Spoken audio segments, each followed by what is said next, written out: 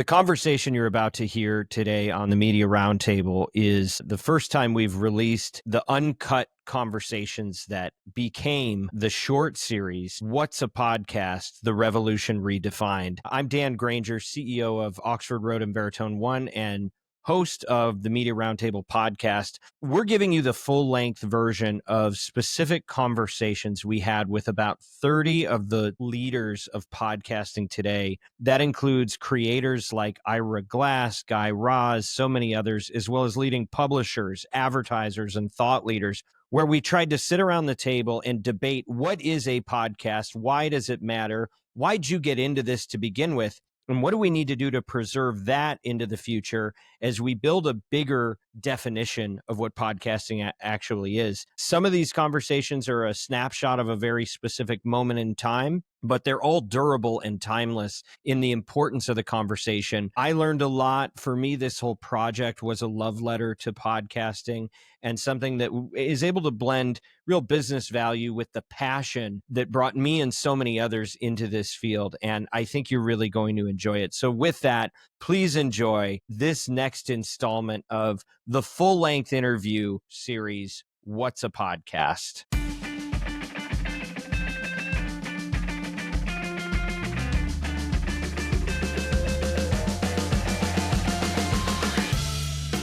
Welcome to the Media Roundtable. I'm Dan Granger, CEO of Oxford Road and Veritone One. Those of you that listen to this show at any kind of regular cadence know that it is always in service of the chief audio officer. We look at it from the brand's point of view.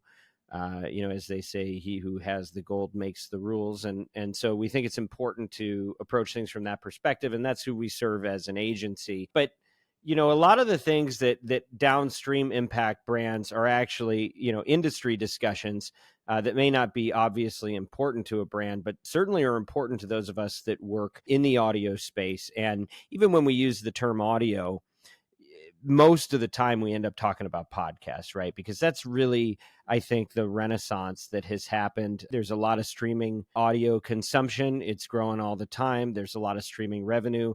But the real kind of cultural movement has been around this idea of podcasting.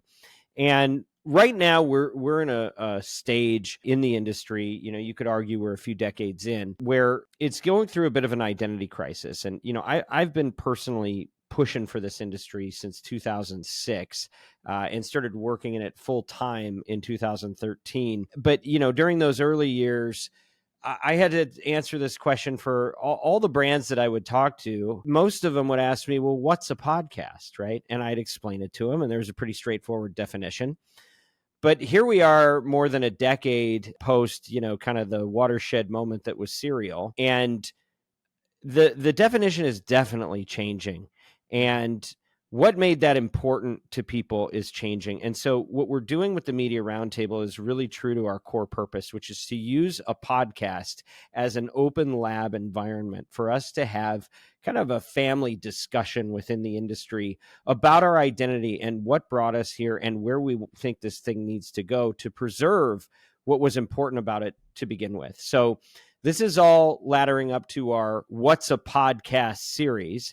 And at the end of it, we're going to try to land on a definition and propose it to the industry, because I think we need to decide and not have it decided for us by this or that platform, but actually choose our destiny and something that makes sense and maintains the spirit, if not the letter, of what really all brought us to the party to begin with. And today, I'm joined by a very prominent player in the space, who's a veteran in this industry. I have AJ Feliciano, who is the general manager of the Roost network. Now, if you may know of the Roost, you may have heard of Rooster Teeth, but this is really like one of the real success stories in the business and very much a heritage brand. AJ is prior to being with the Roost and Rooster Teeth, before it was acquired by Warner Brothers Discovery, he was also head of strategic partnerships at Well Played Studios, and also worked on alternative programming for USA and Sci-Fi Networks. So welcome, AJ. Really excited to have you here. And just in some of our pregame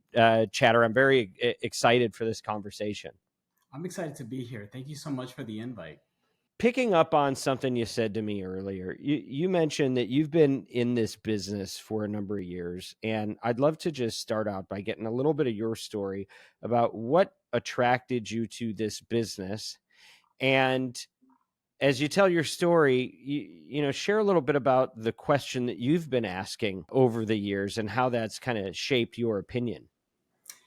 That's a great question. I've actually been thinking a lot about that recently, especially with all the changes happening in Hollywood. I cut my teeth in Hollywood. I started out working at 30 Rock in New York at NBC, almost 10 years, working in TV distribution, daytime programming, and getting my feet wet in a number of different functions there. And then I head out to the West Coast and I got to work for, Sci-Fi and USA Networks, developing unscripted programming. And that was in a traditional cable network complex world, which is right now going through a ton of changes. I got a call from this digital media company based in Austin called Roost to come on out and just do general business development, which most people know that business development means nothing and everything at the same time. It's all about what you do with it. But, just a month stepping into Rooster Teeth, what I saw was an innovative company. I saw one that basically did what makes sense at the time. And the podcast business was particularly interesting to me because they had built out a sales, marketing, and distribution apparatus for all the original content that they were making and said, we're just going to go do it all on our own, right? And podcasting, since its very inception at Rooster Teeth, had always included video since it was first introduced back in like 2008, right? Steve Jobs was jumping up on the stage and introducing it for the first time. We started as audio in like the first month or two, and then immediately they're turned on to video because they asked the question, what's a podcast anyways? If it's not just all the content that we've been making, long form, having a conversation with our, millions of fans worldwide, knowing what we're up to, unscripted, unedited, authentic. And that's how we were able to sort of build the engine that we were able to do sales against every impression that we were delivering on behalf of our advertisers. And that was illuminating to me, right? So they started the Roost Podcast Network. I came on and I said, you know what? With this business, let's bring on partners. There are very few players in the industry that are taking video seriously.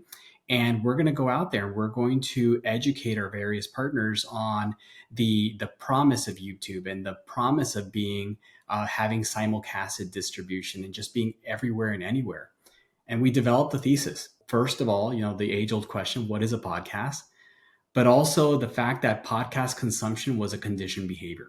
And what I mean by that is that depending on who you're talking to, who you're targeting, podcasting is considered a different thing by different people. And I generally, say that just for an example, you're talking to the soccer mom in Florida. What's a podcast? Is a thing I listen to on Apple because generally she has all of our connected devices on Apple, right? I asked the, finance person in their 30s who has a commute to work. They generally go to Spotify for all this sort of stuff. And what year are we in when you're asking these questions, by the way? Year? I mean, it's over the course of several years. There was never any like research to back it other than like, primary sort of asking these questions directly to our fans, but also just having the general pulse of young millennials being within a publishing arm that was always geared to them. It was a very community-based brand. So we always had a direct dialogue with them. And that's how we knew to expand into Twitch or expand into live streaming or expand into other mediums that they were just spending the majority of their time on. And that's when we knew to just do more what we call content efficiency, right? Just being everywhere and anywhere.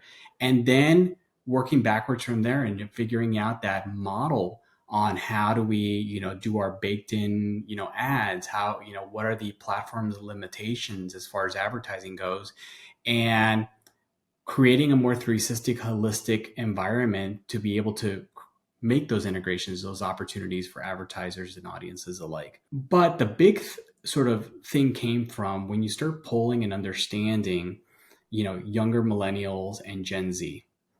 And when you truly ask them like what a podcast is, they have an idea of it, but they don't necessarily go out there to specific platforms seeking out what you might consider a podcast to be.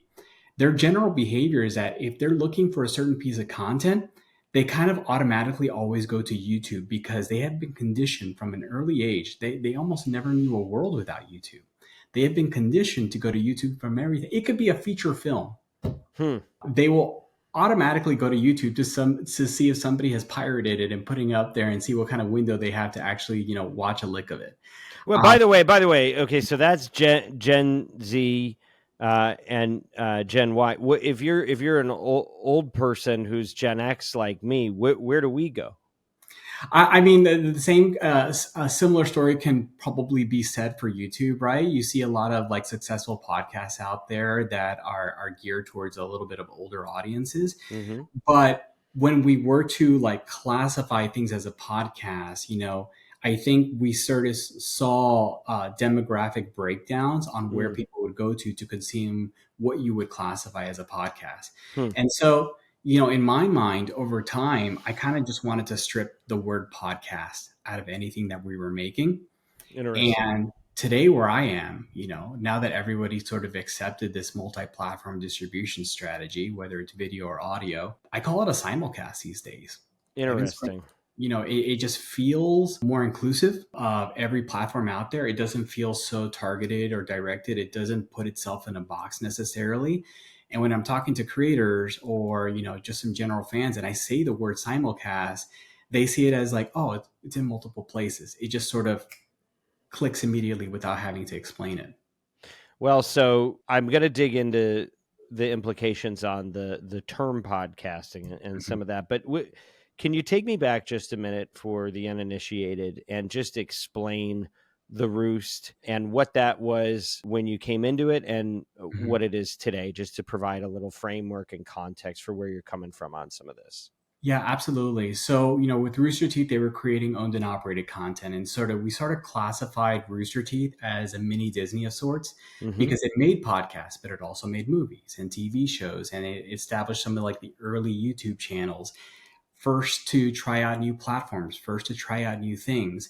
They also had a live annual convention in Austin that brought tens of thousands of people, to Austin every single year, all based around fandom for Rooster Teeth stuff and general genre stuff. E-commerce business, we had and one of the first streaming video on demand platforms. What they were able to do with podcasts is cross leverage all these different departments that operated within Rooster Teeth to create sort of a 360 revenue approach to what they were incubating in podcast form, all in-house. And so with the Roost, what we developed was a partnerships business that offered all those same opportunities for independent creators outside of our owned and operated. And so the pitch was pretty easy: is join our podcast network. We provide the foundation of sales, right? We're going to turn your YouTube sponsorship business into a media sales business, right? Create more frequency, scale, more structure to it.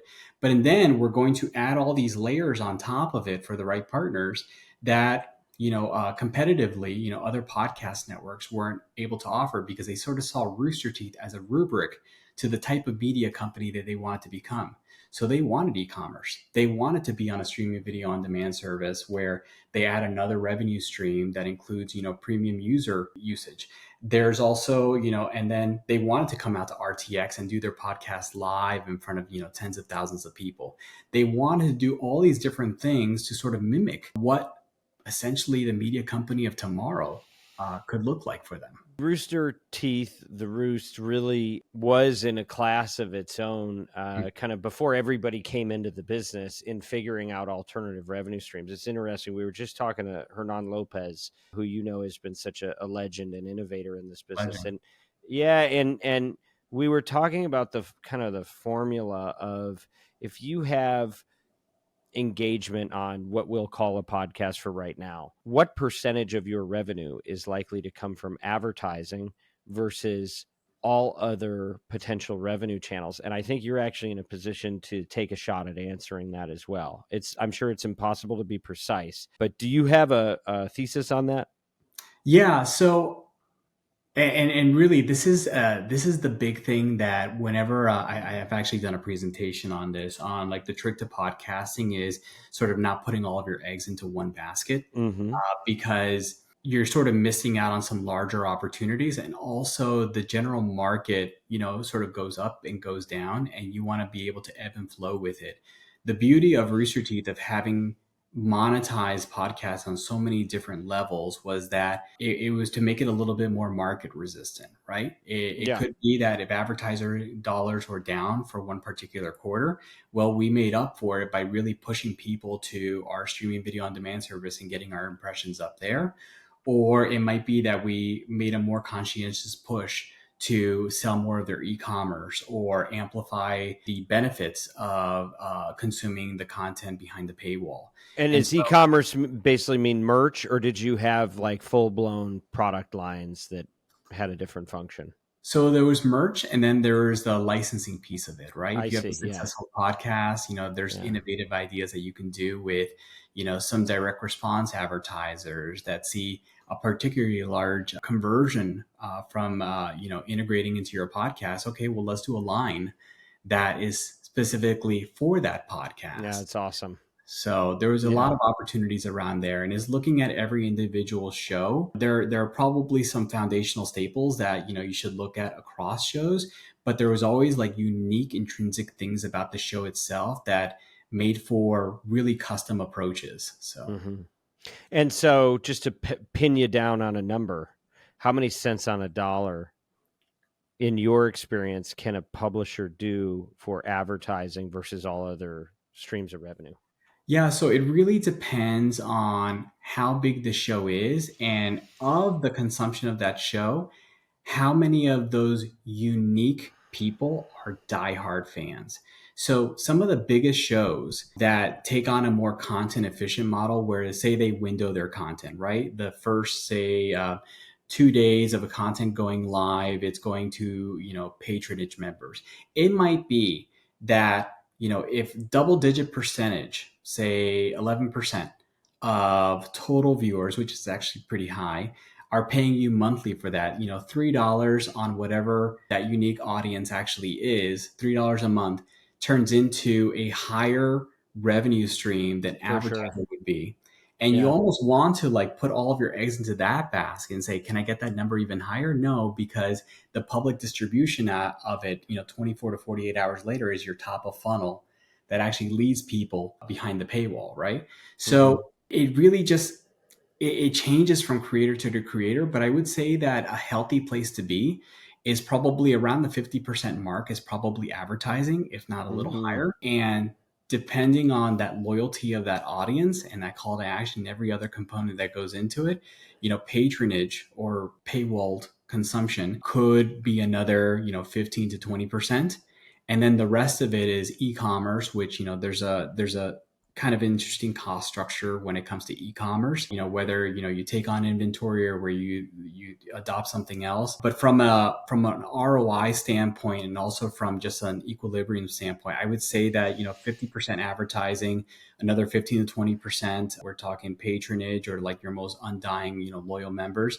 E-commerce live events really doesn't make much money as much as it is finding a touch point with your audience and keeping them sort of excited about something coming up.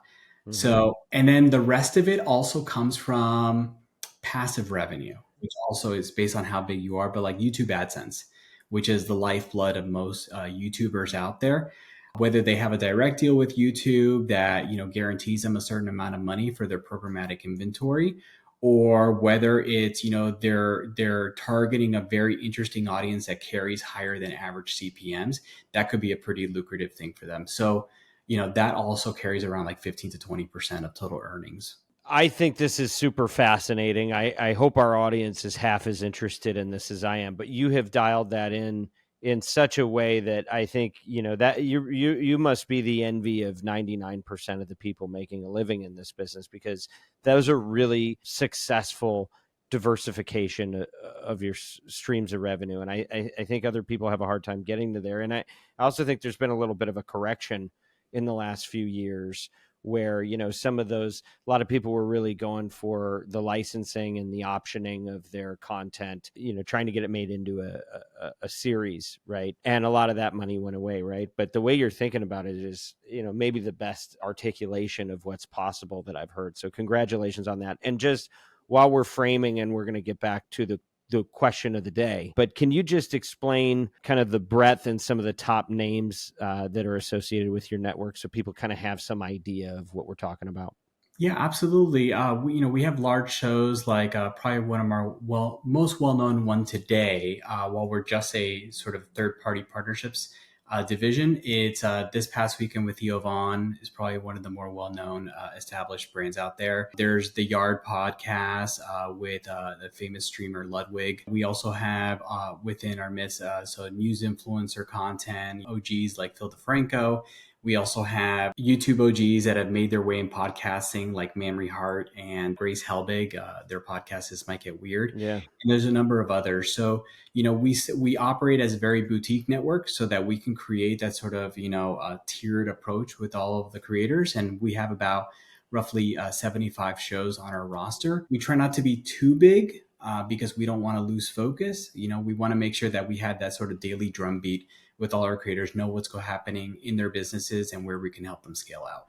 And has the content thesis changed significantly over the years? Have you pretty much, because I think at the beginning it was more focused on the gaming community with a little comedy. Is that right? Or it's funny, at the inception of the Roost, the idea was that Rooster Teeth would be a consumer-facing brand, and we would create a podcast network that wasn't called the Rooster Teeth Podcast Network. It would be called the Roost Podcast Network, because we got to branch out into other categories, other demos, and create more of a diversification of our roster to be able to offer, for lack of a better word, but, diversity back to the advertising community. So the Roost was also a great proving ground to understand other categories that we also wanted to get into from an owned and operated standpoint. So it was the first time we got to dabble in true crime. It was the first time we got to, check out more lifestyle type of content. We've done some finance related stuff. I think when the Roost was created, it was about what are the other interests for this younger millennial audience outside of the stuff that Rooster Teeth as a consumer facing brand was already well established in, right? In the gaming vertical. But what other swings could we take on the partnerships business? And those became the canaries in a coal mine of figuring out where was there more demand from the pre-existing audience and where was there more demand from an advertising standpoint. The other great thing about it is because we still wanted to stay closely aligned with that target, younger millennial audience, there was a tone and style for the shows that we signed into the Roost, right? There was an irreverence to them. It was all about the just YouTube culture. It was all about just the general things that, not taking yourself too seriously, right? So there was a tone and style to the Roost. And I remember, passing around a sizzle that we would edit every single year, that when people watch a sizzle, they understood the youthfulness of the network and the types of, shows that were involved. Theo Vaughn, man, you talk about a overnight success, 10 years in the making. Like what a cultural phenomenon suddenly he's become. What do you attribute his kind of, and look, maybe I'm overstating it, but I feel like he's had a surge in popularity, and it's not like he just started doing this, right? Mm-hmm. Where did that come from? Was that clever marketing by you guys, or what happened? No, I mean, that was all Theo himself. Did something change, or did the public just catch up? It's funny. I'm starting to construct a presentation around, the anatomy of a hit talk-based podcast. And I'm thinking through all the different points and evaluating the top 50 shows and what is it about those shows that just keep them positioned in there. Mm-hmm. And it is obviously, we talk about hosts that have the authenticity, but what does authenticity mean? And to me, authenticity is you sort of take the POV of the intended audience, right?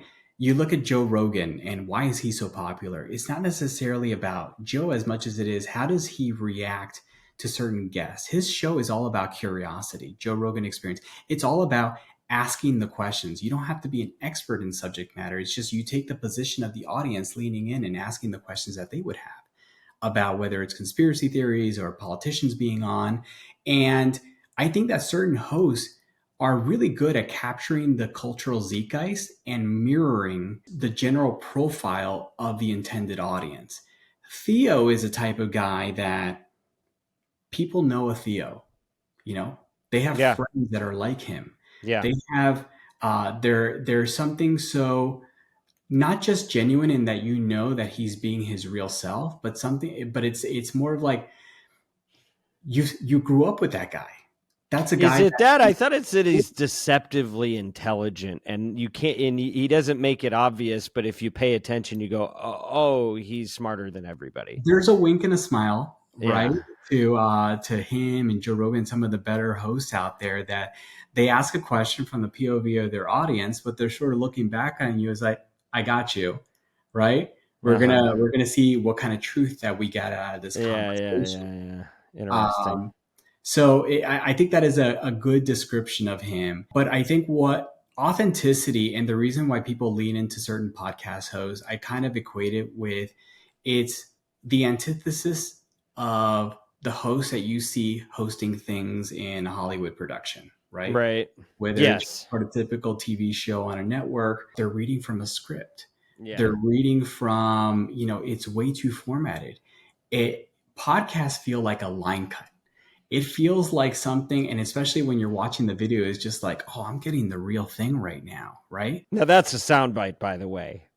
And Yeah. I think you might have just defined. I think you might have just answered the question even before I formally asked it. What a great way to describe kind of the spirit of it, right? Mhm. I mean, is that part of what drew you to this business? There's a few things that drove me into this business, but I will say that in podcasting, it just made sense.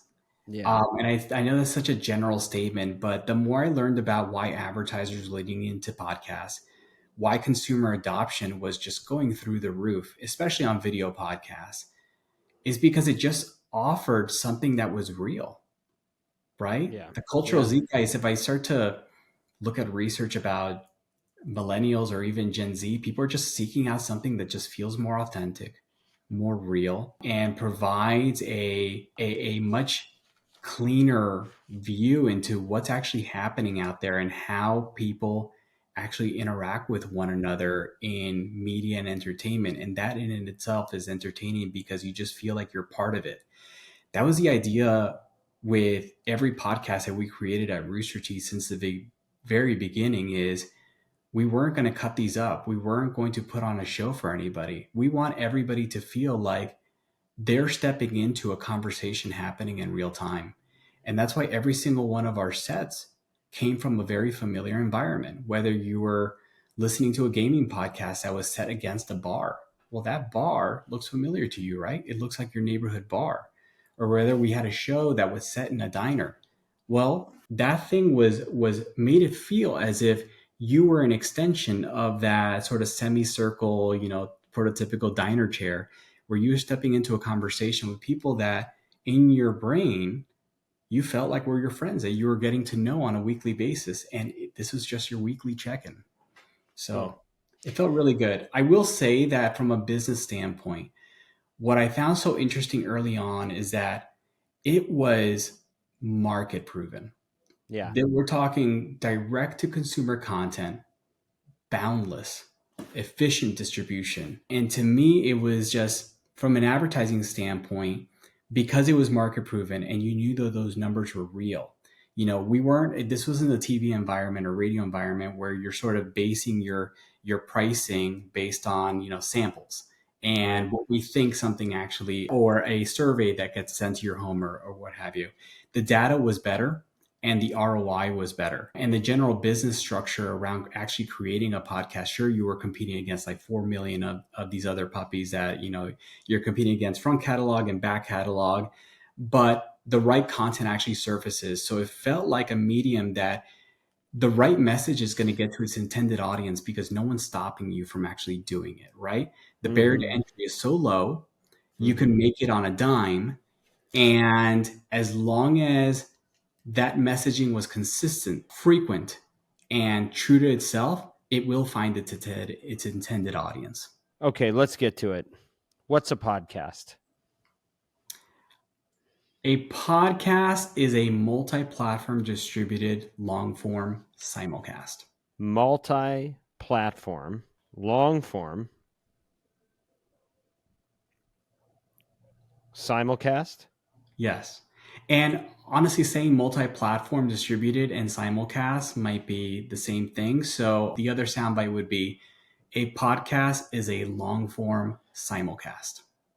A long-form simulcast. Okay, now let's sanity check this for a second. Could you be a scripted, produced series, and would that be a long-form simulcast, or would that require something else? I guess if it's I don't know. I guess in that definition, what's not a podcast? What's not a podcast? I mean, I'm kind of going a little bit out there and thinking that nothing is a podcast and we should really throw out the word.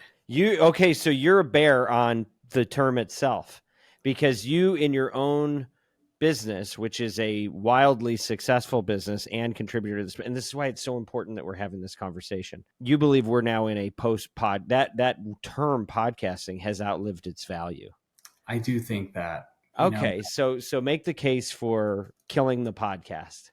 I mean, By the way, this is great because I think you're the first person that we've had actually take this stand, and I respect that you're doing it. So yeah. give me the case to kill. You know what? I might actually have a deck.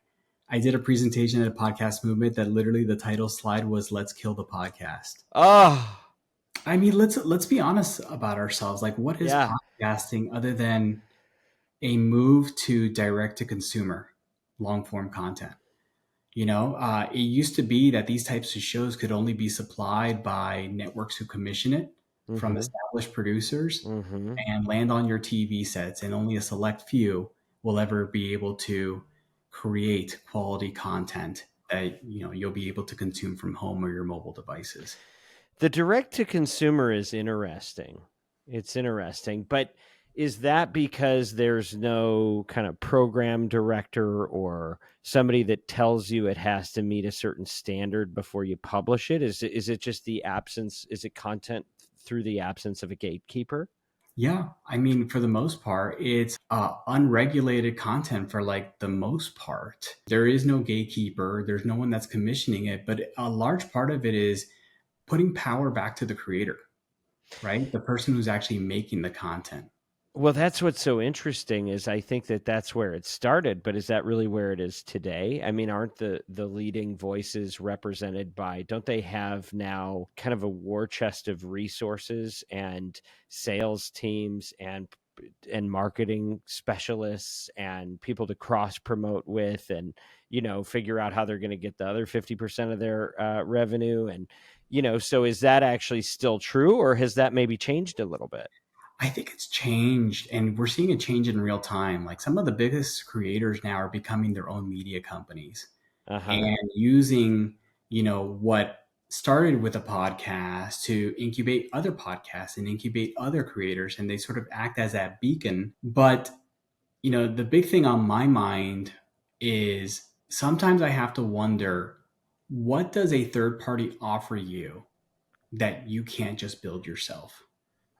If you are technically nothing, right? So I think in a technical sense, you're right. You could have a dream and some grit and, nothing in your pocket. And, this is, at least in America, I still think you can make your way in the world. It's possible to make your way in the world. It's not given a lot of challenges for especially for different folks. But so the meritocracy is very much in play. But in reality, the people you're competing against now to try to get someone to pay attention to you. I mean, who's actually doing that out of their trunk anymore? Hasn't it all been, when we came into this business, it was that we were talking to somebody, Keith and the Girl was like the leading podcast, and they certainly had no machinery behind them, right? But today, everybody's got a network. Everyone has representation. Everyone has somebody that's handling something for them that they either staff themselves, which requires resources and investment, or they're partnering with other groups, right? So is that really fair to say that that's the rule? Or are we not back to the studio system in a way? Yeah, I mean, there are certainly exceptions to it. I don't know if this is directly answering your question, but I look at some of the recent news about some of these publishers, talent leaving and creating their own media companies or what have you. Sometimes I wonder if a hit talk-based podcast is both a great thing and also a bad thing at the same time, right? Why is that? Because I'll take a Barstool for example. Incubating all these various talent, and then all of a sudden, several of them start leaving to start their own thing, and we've seen that with other publishers time and time again. And it's not a surprising thing because who was the one that actually built the influence with their respective audience? Now, it could be that the publisher, right, came in front and center and they said, we're going to establish your show. This is going to be under whatever banner, etc. But the creator is the one that sort of puts their POV into it, right? They're the ones that actually build that relationship with the audience. They are the brand that everything revolves around. They are the voice. And they're the ones that, especially from a monetization standpoint, the ones that the media agencies really rely on to put out the messaging about their, product or service, and that have the power to take that messaging and actually help it convert.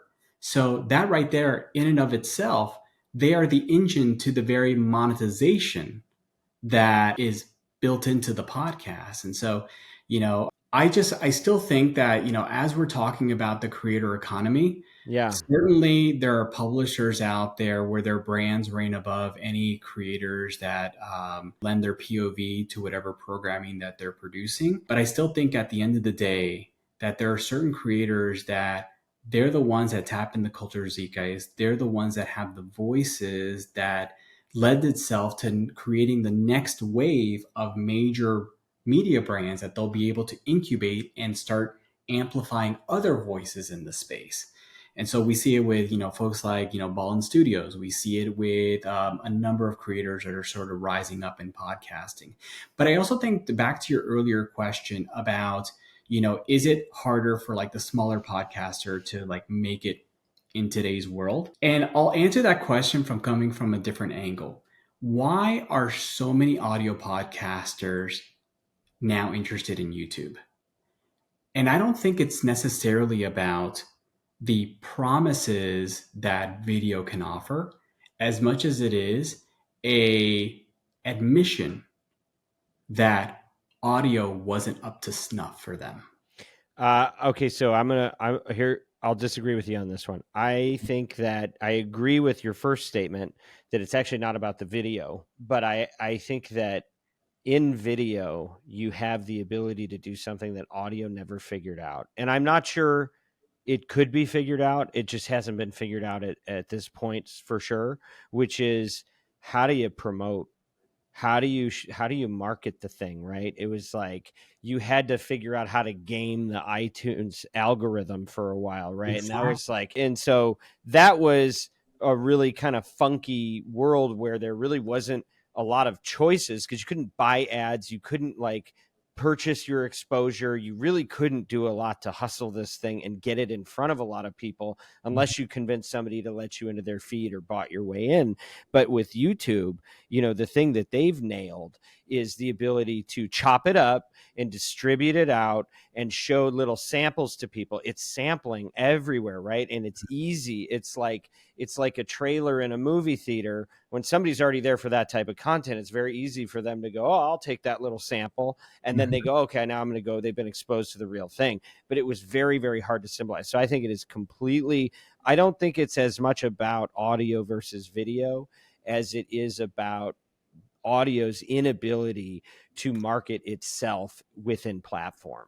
I actually think we agree. That's a point that I was getting to. It was about discoverability. Yeah, It was about that completely. these, Completely. the platforms at the current stage didn't give them the ability to find the audiences outside of, hopefully you land on a carousel and gives you a little bit of a bump, or doing the age old tricks of, like you said, getting on a feed or collaborating as somebody's guest, etc. But YouTube actually has the algorithmic features Yeah. that allows content to surface as long as you develop that skill. You look Yeah, at some yeah. of the more established YouTube creators out there, and they'll be the first ones to tell you that YouTube is a game of skill, not chance. That's interesting. And the other thing is, I mean, I wish we could do 2 hours on this, particularly because you disagree with the term, and that's Mhm. such an important position because you're saying it out loud, and a lot of people are moving in that direction, and then you got a lot of stalwarts that are so invested in this business, right? That are just they couldn't make they'd have to rebrand completely, right? So there's a bit of a collision course that I think a lot of the old school podcasting community is on with a lot of where the world is going. I think that there is still so much momentum around podcasting. Now, will it take a new definition? Will it become like the talk radio version of like a shorthand, like talk radio was to radio? Mhm. Maybe, right? Like this could go a lot of different ways. There's a couple things I think are important that I'm going to put on the table and just let you react. Okay. Number one, there is something called theater of the mind that allows your brain to produce things that mean more to you than anything that AI be damned. No production facility, no technology is going to be able to recreate with the same sense. It's sort of like when you read a book and you see characters that mean something to you that your mind generated. Mhm. That constraint on the medium produces a certain form of content that isn't available. And so having content that is audio led and may have a video, I do think has a place of importance and needs to maintain. Now, the challenge is, what do you do now that somebody just wrote an article saying Joe Rogan's not a podcast anymore? Like, so what is it? Is it just a show?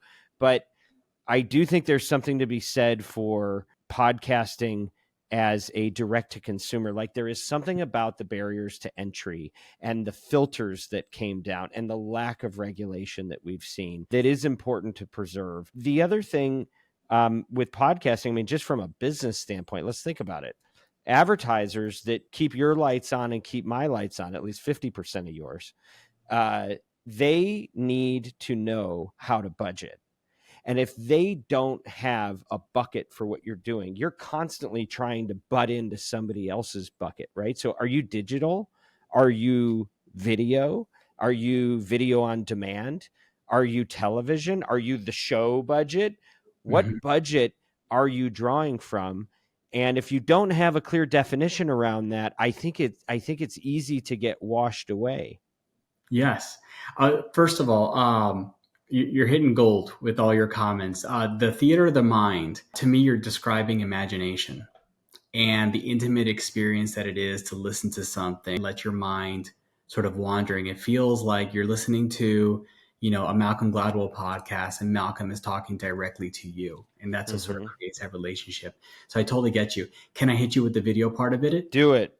Well, I mean, what the old saying about half of communication is visual. I can't remember the exact phrase of it, or it's like it's in body language, right? Uh-huh. So sometimes you're not seeing a reaction to, a guest's comment, and that'll tell you everything about the host's POV on the subject matter, right? And then the other part of it is like, how do you bucket these things? Oh my gosh, like this is such a critical thing in podcasting, and the thing that will change everything.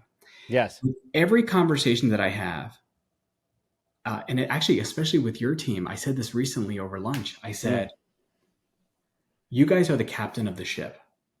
Podcasting was built on the promise that this medium was going to be good for direct response advertisers, because what you're getting is a custom host read endorsement that will convert for your product or service. That's right. And the reason why so many YouTubers jumped into podcasting is because we're moving from a YouTube sponsorship world that was not as predictable spends coming here and there, It's a mess. CPM all over the map. Yeah. You couldn't forecast, you couldn't build a business off it because you didn't know which way the wind was going to blow. Right. Well, now YouTubers are going into this sort of long form media environment where it has a frequency, it has a predictability to it, it has inventory. We know how to forecast. The ad buying happens, largely in one, a certain time of year. It was just a more sustainable monetization form, also that finally brought some sense into the pricing as it relates to that ROI. And that's why I think that podcasting to me is a vehicle that actually finally put traditional structure that you would find in TV and radio against influencer media buying, right? That was now widely adopted by consumers, available everywhere, and just made it make sense. If people truly believe that podcasting came about because the money saw the promise in the medium, then it's true that you guys are the captain of the ship. And the way that you guys allocate budgets based on your definition of what constitutes the type of content that we're making, then we are going to have to change our businesses on how you guys appropriate those budgets. So, it used to be that YouTube influencer marketing agencies would tackle those sponsorship dollars, right? Coming from like the YouTube world. And then the podcast comes over here. We've had a history of like sort of tackling them both and repackaging content to make sure that we're hitting on all angles here.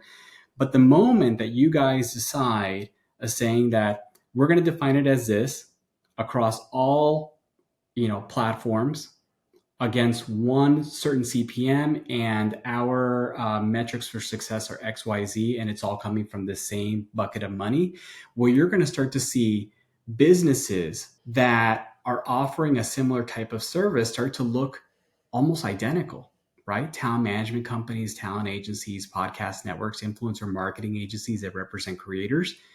We're all going to start to look very, very similar because we're all trying to tackle the same budget at your disposal based on how you guys defined it.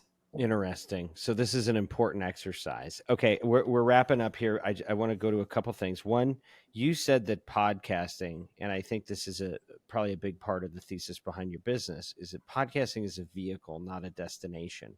Anything you want to add to that? Yeah, it's just the move into a direct-to-consumer environment. It's the quality of shows that you would expect in TV that are now delivered right to the customer, right to you don't need a Netflix subscription. Well, you're about to, but yeah.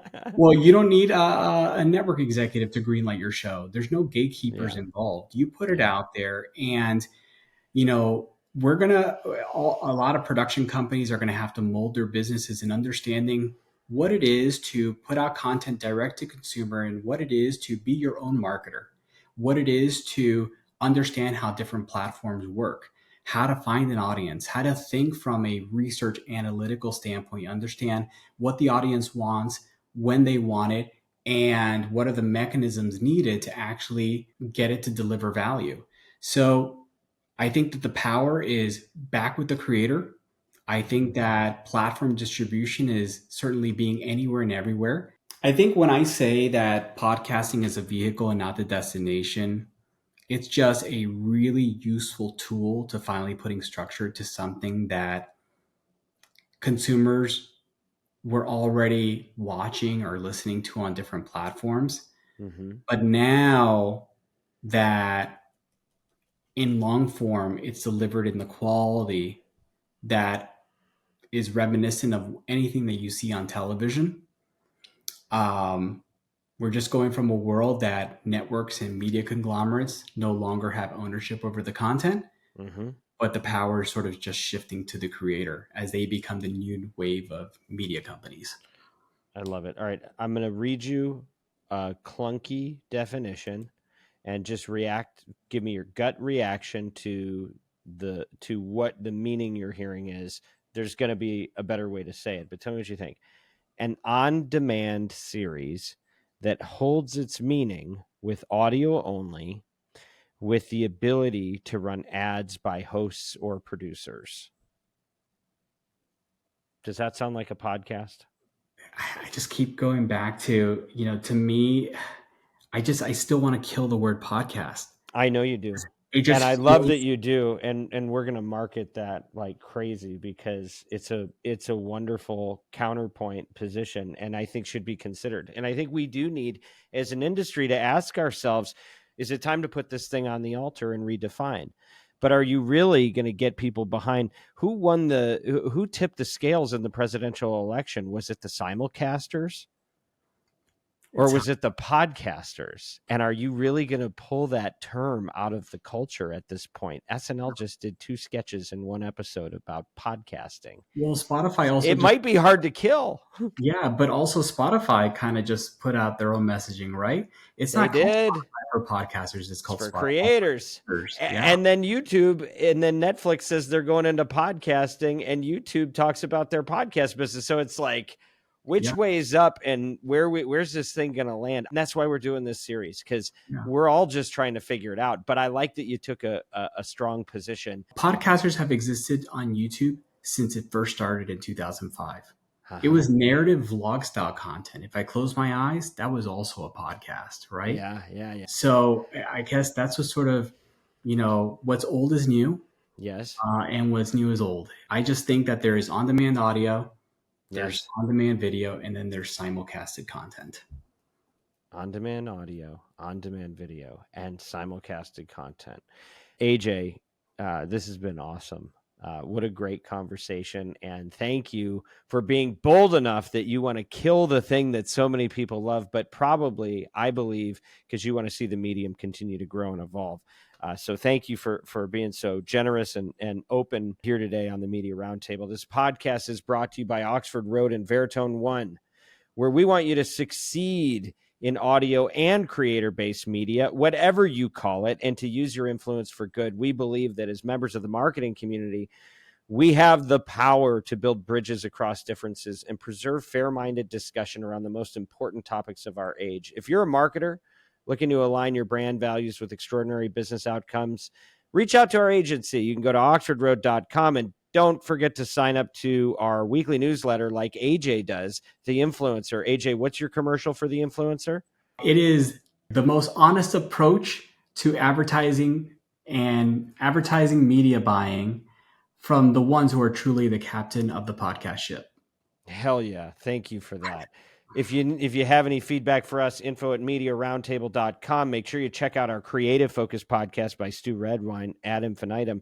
Thank you again to AJ, Haley, Ruby, Bianca, Kyle, Ezra, Mary Jane, Everett, Neil, Sean, and the team at Podcast One. As always, influence responsibly.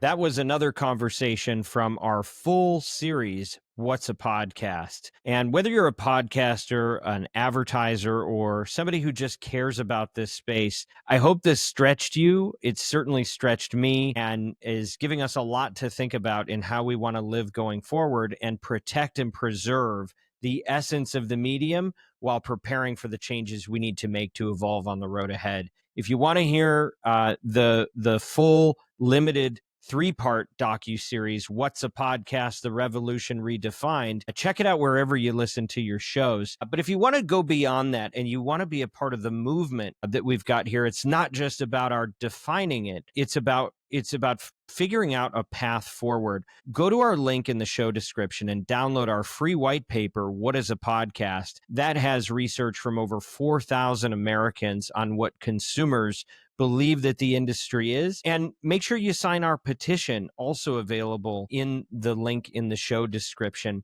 to keep podcasting open. This show is not just about content, learning, or entertainment. This is about having a real effect in the real world on issues that are important to all of us. We hope you'll continue to be a part of it and bring this into real life.